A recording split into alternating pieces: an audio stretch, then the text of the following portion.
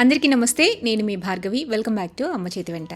ఈరోజు వీడియోలో గుడిలో పెట్టే దద్దోజనం రెసిపీని మీతో షేర్ చేయాలనుకుంటున్నాను. అమ్మవారికి నైవేద్యంగా పెట్టడానికి సింపుల్ అండ్ ఈజీ ప్రసాదం రెసిపీ అనమాట. హడావిడి లేకుండా త్వరగా తయారు చేసేసుకోవచ్చు. ఈ కొలతల్లో చేసుకుంటే కమ్మగా నోట్లో అలా జారిపోతుందండి. అస్సలు గట్టిపడదు. ఎంత తిన్నా ఇంకా తినాలనిపిస్తుంది. కడుపుకి హాయిగా ఉంటుంది.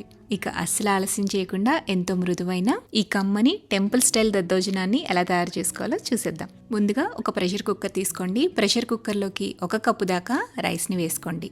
బియ్యం వేసిన తర్వాత శుభ్రంగా కడిగేసేసి 1 కప్పు బియ్యానికి 3 కప్పుల దాకా నీళ్లు వేసుకోవాలి. ఇక్కడ కప్ సైజ్ అనేది మీ ఇష్టం అండి. మీరు ఏ కప్పుతో కొలుచుకున్నా అన్ని ఇంగ్రీడియంట్స్ కూడా అదే కప్పుతో కొలుచుకుంటే సరిపోతుంది. ఎసరు వేసుకున్న తర్వాత ఇందులోనే 1 టేబుల్ స్పూన్ దాకా బటర్ వేసుకోండి. ఇంట్లో చేసిందైనా పర్వాలేదు. వెన్నని కంపల్సరీగా ఇందులో యాడ్ చేసుకోవాలి.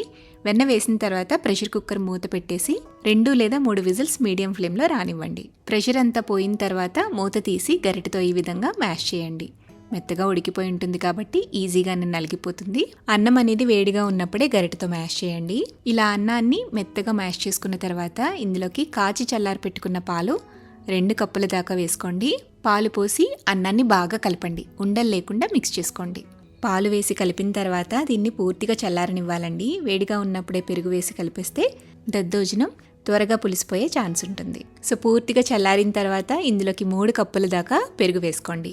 ఇందులోకి వాడే పెరుగు అనేది కమ్మటి పెరుగు అయి ఉండాలండి. ఫ్రెష్గా తోడేసిన పెరుగుని మాత్రమే కలపండి. పులిసిన పెరుగుని వేయొద్దు.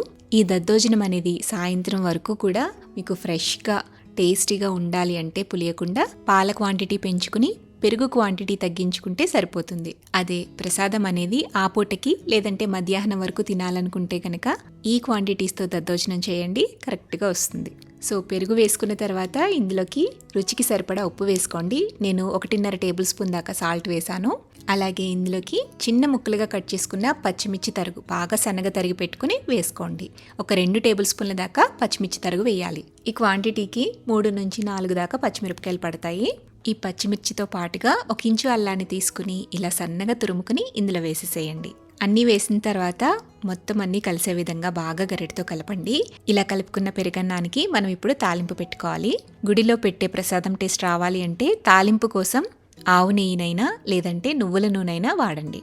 నెయ్యి కరిగి వేడెక్కిన తర్వాత ఇందులోకి 2 టేబుల్ స్పూన్ల దాకా పచ్చిశనగపప్పు, 2 టేబుల్ స్పూన్ల దాకా మినప్పప్పు, 1 టీ స్పూన్ దాకా మిరియాలు, 2 టేబుల్ స్పూన్ల దాకా జీడిపప్పు పలుకులు వేసి దోరగా సన్నటి సెగ మీద వేయించండి.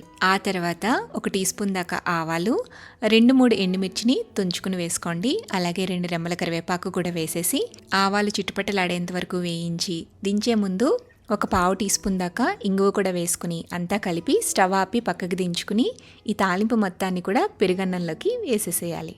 ఇప్పుడు అంతా కలిసే విధంగా బాగా కలిపేసుకుంటే టెంపుల్ స్టైల్ దద్దోజనం రెడీ అయిపోతుంది. చివరిగా సన్నగా తరిగిన కొత్తిమీర కూడా వేసి కలిపేసేయండి.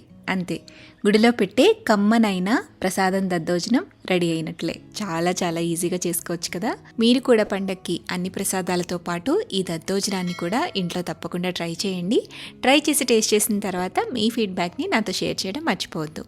వీడియో నచ్చితే లైక్ చేయండి. మీ ఫ్రెండ్స్కి రిలేటివ్స్కి షేర్ చేయండి. మరిన్ని టేస్టీ సింపుల్ క్విక్ రెసిపీస్ కోసం అమ్మ చేతి వంట ఛానల్ని సబ్స్క్రైబ్ చేయండి.